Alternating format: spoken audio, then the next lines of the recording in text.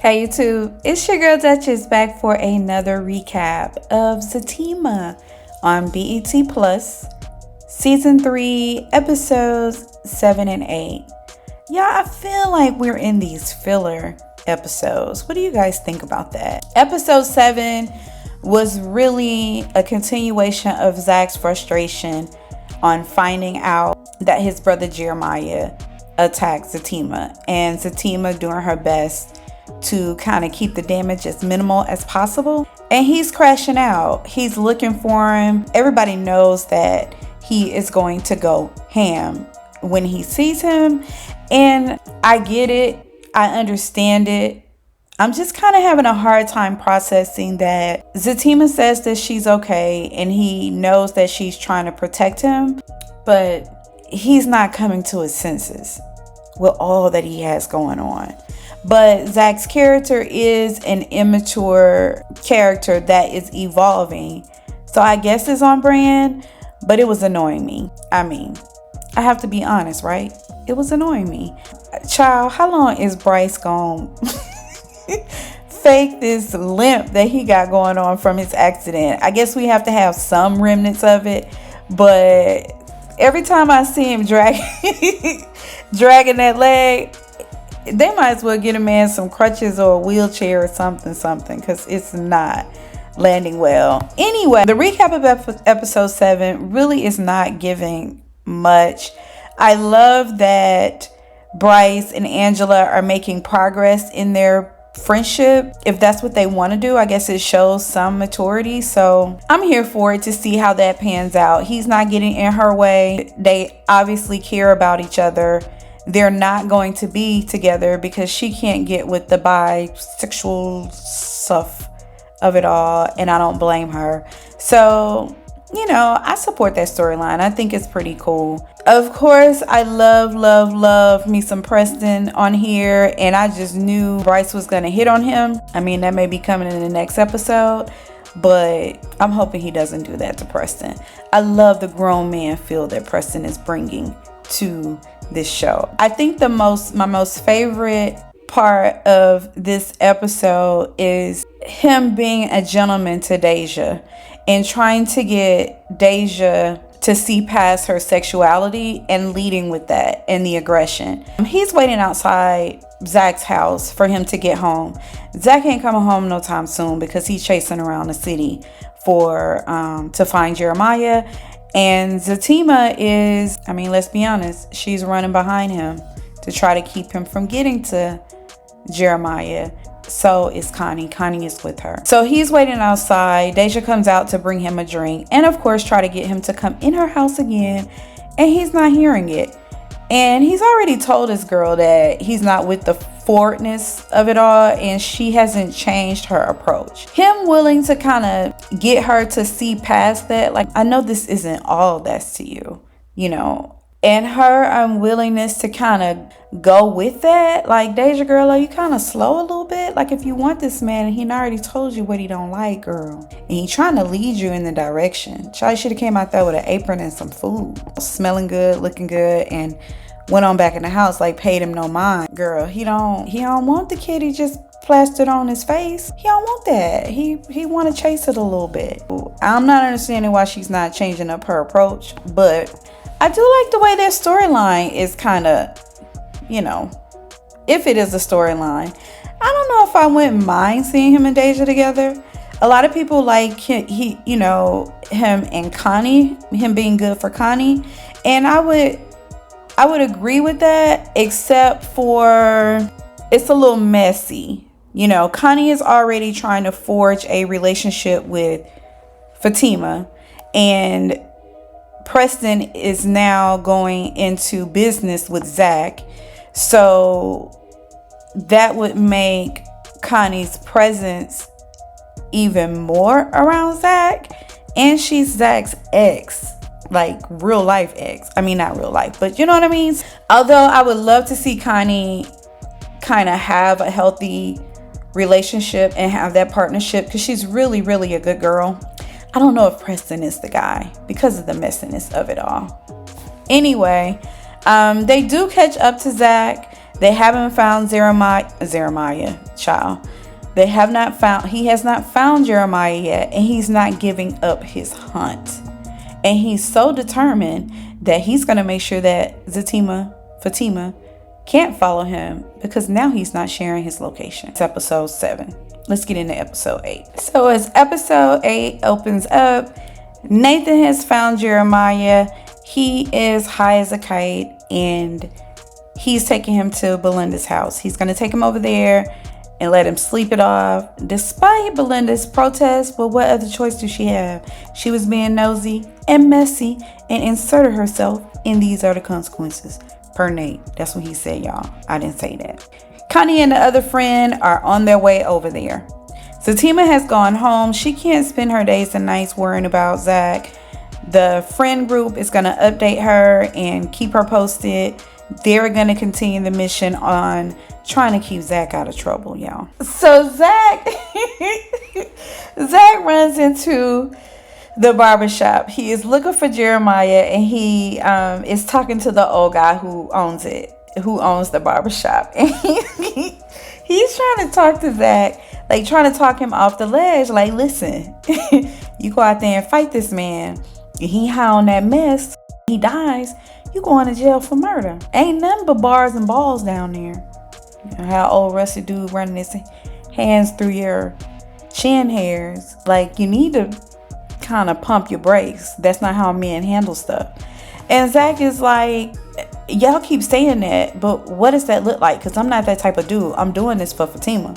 Yeah, you're doing this for Fatima. She ain't gonna be in that prison when you take your dumb ass to jail. He's telling Zack right, and Zack is willing to die on this hill. And it's so frustrating to watch, because I mean, this is the mentality of a lot of young men, and I get it, but I'm with the barbershop owner. You got to pick and choose your battles. I mean, they're gonna be down there arguing about who gonna take you to the prison prom. Oh my goodness, this whole scene with him and that man, y'all, I love that. It was so funny and so true.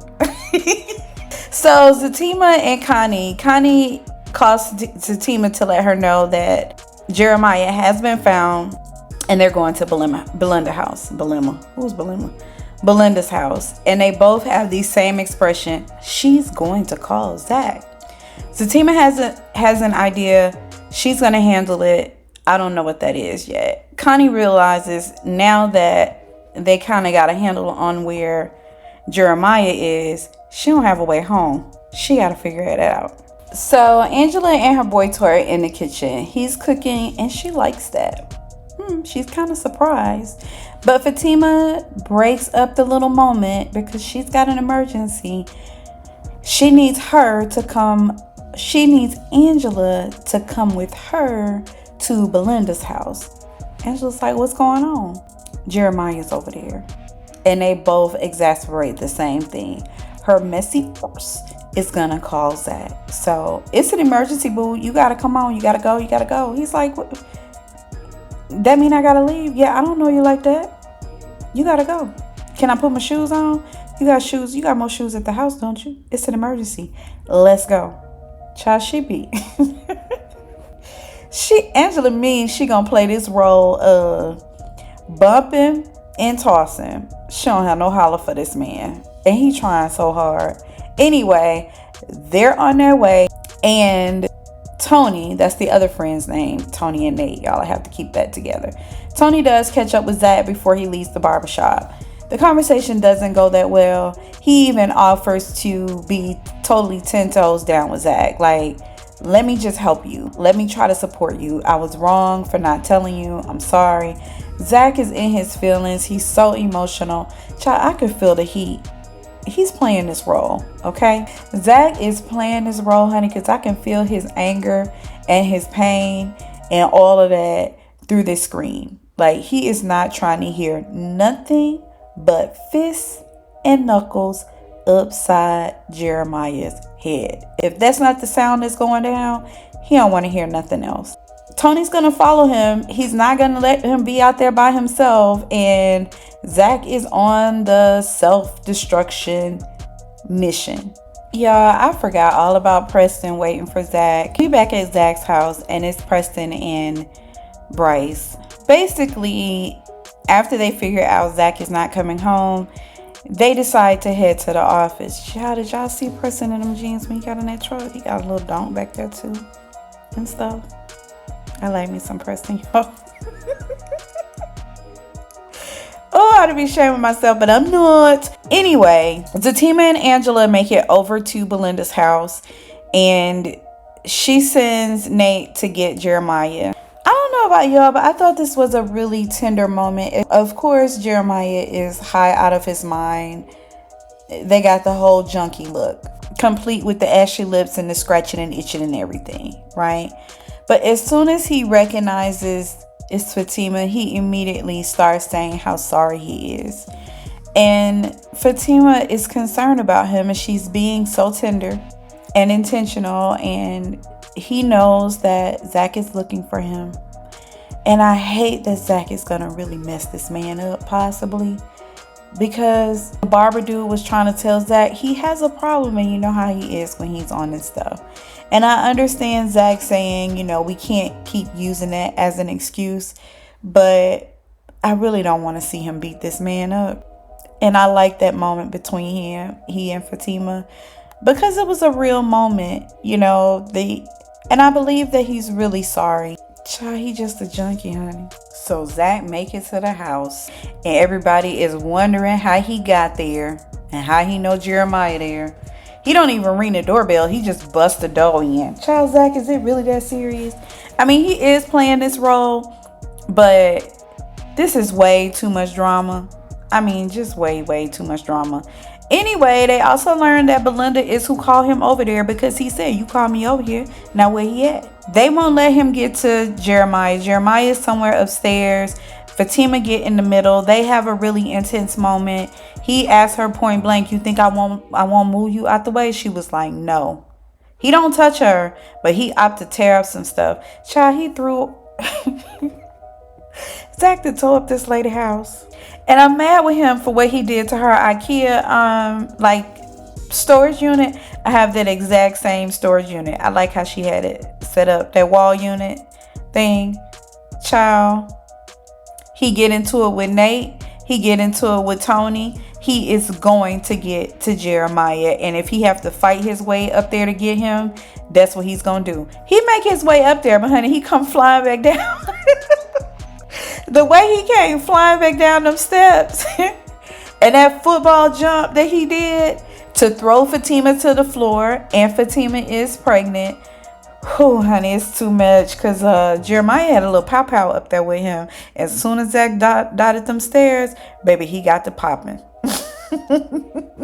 I didn't even know the man had where did he have it?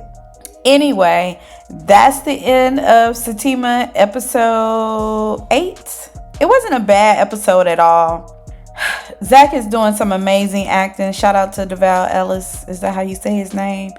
It's amazing, but it's also getting on my nerves because it's not grown man stuff. But that's what we are, and this is the show, and that's Zatima. Tell me what you guys think. Let me know in the comments. I will holler at you later. It's your girl Duchess, and I'm out.